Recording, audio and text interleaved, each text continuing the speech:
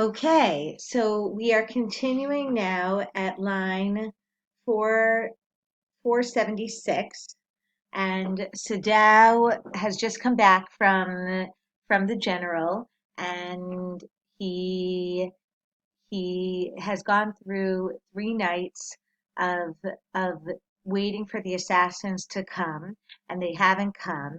And we think that he first of all can't handle the pressure, and he's uptight and nervous and worried all the time. But also maybe somewhere deep down inside of him, he doesn't want the prisoner to be killed. He realizes he's a human being, and he doesn't want to be responsible for it. So he makes a plan that we're going to hear about now.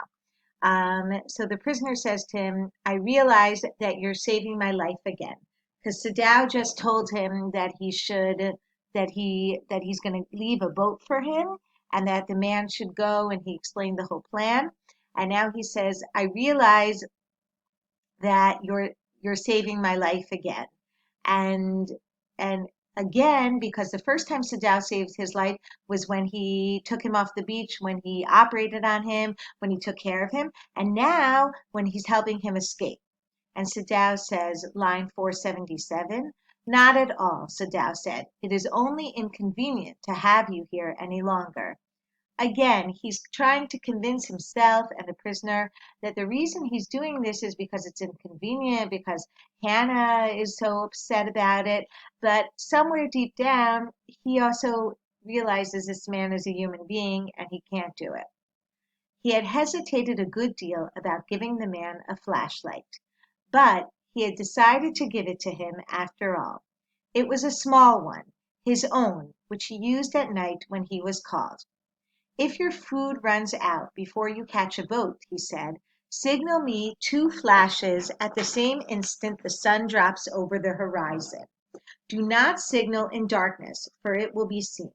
So if your food runs out, so take the flashlight, and right at the time when the sun is going down, but it's still light outside, so I'll be able to see you signal me. It'll be dark enough that I can see it, but still light enough that nobody will notice. That's when you should signal to me. Don't signal me in darkness, because then someone will know that you're on the island. If you are all right, but still there, signal me once. You will find fish easy to catch, but you must eat them raw. A fire would be seen. So 2 flashes is if the food runs out, and 1 flash is that you're there, okay, but you're still there. Okay, the young man breathed. He was dressed now in the Japanese clothes which Sadao had given him, and at the last moment Sadao wrapped a black cloth about his blond head. Now, Sadao said. The young American, without a word, shook Sadao's hand warmly, and then walked quite well across the floor and down the step into the darkness of the garden. Once, twice, Sadao saw his light flash to find his way. But that would not be suspected. He waited until from the shore there was one more flash. Then he closed the partition. That night he slept. So that night he could finally sleep, because he's not worried about the assassins coming and killing this man and him being responsible for it. Now he knows that he did what he had to do to help him escape. And now we're on line 493, and Sadao is talking to the general. A lot of things have happened. We're going to understand while we read what's happened so far. You say the man escaped? The general asked faintly. He had been operated upon a week before, an emergency operation to which Sadao had been called in the night. For 12 hours, Sadao had not been sure the general would live. The gallbladder was much involved. Then the old man had begun to breathe deeply again and to demand food. Sadao had not been able to ask about the assassins. So far as he knew, they had never come. The servants had returned, and Yumi had cleaned the guest room thoroughly and had burned sulphur in it to get the white man's smell out of it. Nobody said anything. Only the gardener was cross because he had got behind with his chrysanthemums. So what happened? The general, the prisoner left, the servants came back, life went back to normal. The general had needed to have an operation. Sadao went and gave him the operation. And now, a while after the operation, he's well enough to talk to Sadao, and Sadao tells him that the prisoner escaped, that the prisoner got away somehow. And until now, the general wasn't strong enough for Sadao to ask him whatever happened with the assassins. How come the assassins didn't come? Okay. Um, but after a week, Sadao felt the general was well enough to be spoken to about the prisoner. Yes, Excellency, he escaped, Sadao now said. He coughed, signifying that he had not said all he might have said, but was unwilling to disturb the general further.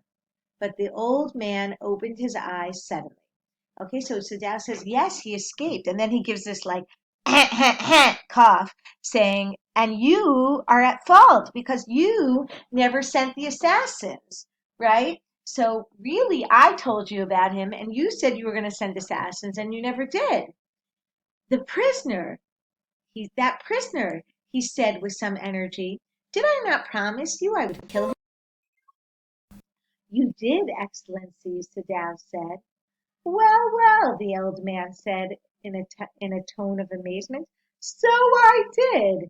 But you see, I was suffering a good deal. The truth is, I thought of nothing but myself. In short, I forgot my promise to you.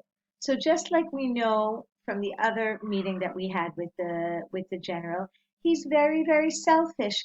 He totally forgot about it. He only thought about himself, and he forgot that it would be important to help Sadao out for himself, but he just thought about himself and he forgot about it. I wondered, Your Excellency, Sadao murmured. It was certainly very careless of me, the general said. But you understand, it was not lack of patriotism or dereliction of duty. He looked anxiously at his doctor. If the manner should come out, you would understand that, wouldn't you? Certainly, Your Excellency, Sadao said. He suddenly comprehended that the general was in the palm of his hand, and that as a consequence he himself was perfectly safe. I can swear to your loyalty, Excellency, he said to the old general, and to your zeal against the enemy. So Sadao suddenly understands that the general was in the palm of his hand. What does that mean? That the general was also in the wrong. The general should have sent the assassins, and he didn't. So if it should ever come out that Sadao was hiding the enemy, he could say, well, I told the general about him. The general said he was going to send assassins. He didn't, and the enemy escaped. So the general knows that he can't say anything about what Sadao did because he himself will get in trouble. So the general it's very important to the general to protect Sadao. So now because of that, Sadao himself was perfectly safe as a consequence. And so Sadao says, yes, I can swear to your loyalty. If it ever came up, I would say how you're such a loyal man. You are a good man, the general murmured and closed his eyes. You will be rewarded. But Sadao, searching the spot of black in the twilighted sea that night, had his reward. So the general says to Sadao, you'll be rewarded. But that night, when at sunset, when the twilight, when Sadao looks out into the sea and he sees that there's only black and no flashlight, he had his reward. What does that mean? He had his reward. There was no prick of light in the dusk. No one was on the island. His prisoner was gone. Safe, doubtless, for he had warned him to wait only for a Korean fishing boat. So what is Sadao's reward? Sadow's reward is that his prisoner is gone, is safe, and that he was able to save this man's life, that he was able to help another human being. That's his reward. He stood for, now, let me just warn you that this last paragraph is a little hard to understand.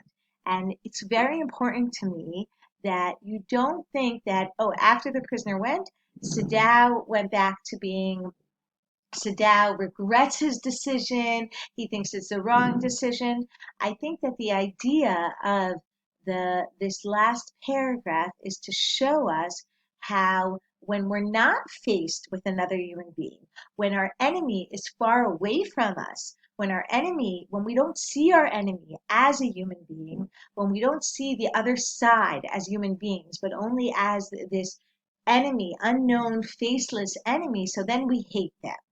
Okay, so let's read the last paragraph. He stood for a moment on the veranda, gazing out to the sea from whence the young man had come that other night. And into his mind, although without reason, there came other white faces he had known.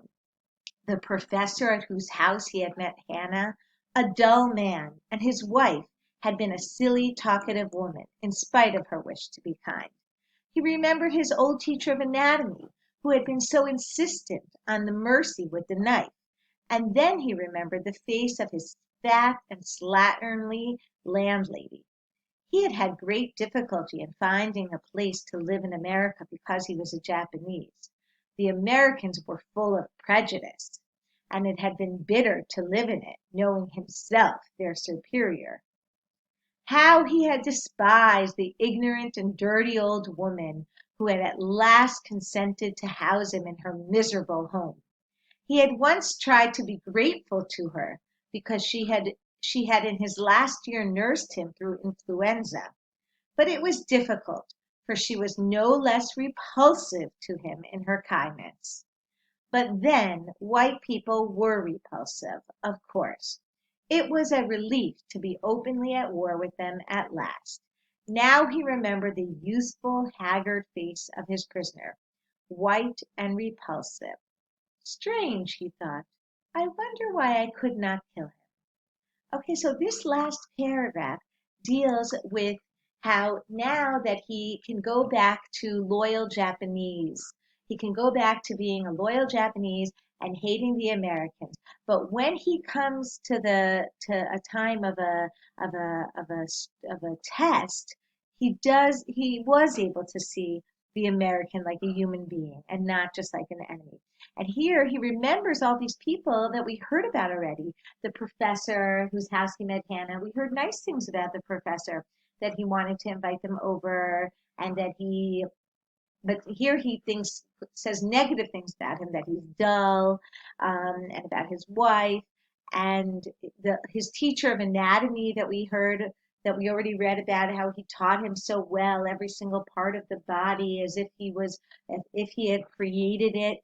And now it's saying that he was too merciful, too Rahman with the knife. And then he talks about this landlady, Balat Bayit, that he rented an apartment from. And it was hard to be nice to her because he knew that he was her superior, and how she took care of him when he was sick. But white people are repulsive, dochet. And now he was remembering the face of Tom, and how he couldn't. Why couldn't he kill him? Why couldn't he kill him? Because when he came face to face with the person, he couldn't see them like an enemy. He saw them like a human being. Only now that Tom is gone, now he can see him like the enemy. Okay, we will discuss more issues together, either online or in class. I hope that you found this helpful.